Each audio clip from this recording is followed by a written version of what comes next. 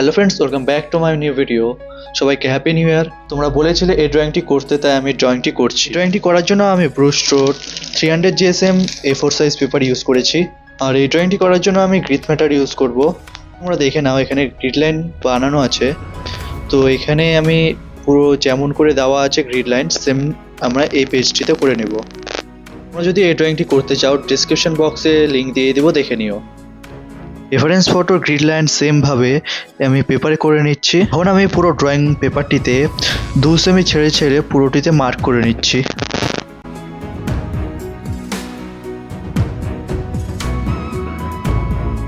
তো এখন সব মার্কগুলোকে স্ট্রেট লাইন টেনে দিলেই গ্রিড লাইন কমপ্লিট হয়ে যাবে। তো তার আগে গ্রিড লাইন টানার আগে হালকা পেন্সিল দিয়ে লাইন টেনে নিতে হবে। লাইট পেন্সিল দিয়ে গ্রিড লাইন টানলে কালারের সময় কোনো অসুবিধা হবে না।